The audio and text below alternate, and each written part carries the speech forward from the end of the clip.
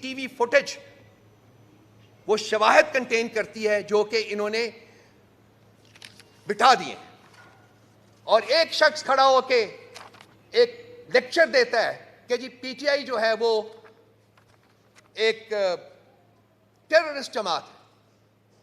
क्या किसी एक शख्स के पॉइंट करने से पीटीआई टेररिस्ट जमात हो जाएगी? या हम मान लेंगे या पाकिस्तान के अवाम मान लेंगे? कहते हैं 7% लोगों ने पीटीआई को वोट दिया है। किस किस्म की डिस्टॉर्शन है ये? झूठ की भी कोई लिमिट होती है, मिस स्टेटमेंट की भी कोई लिमिट होती है।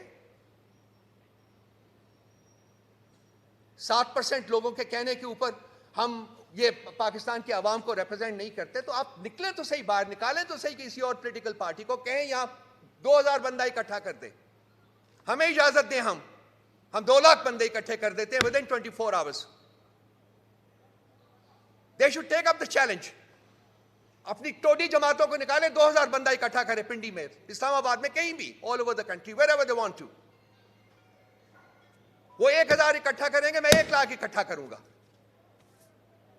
देखते हैं किसके पास पब्लिक सपोर्ट है। इन मुजरिमीन के पास है या उस बंदे के पास है जो इस वक्त 9 माह से अडियाला जेल में मुक़य्यद है और वो कहता है मैं 9 साल भी यहां गुजारूंगा, मैं इन लोगों के साथ कोई डील नहीं करूंगा।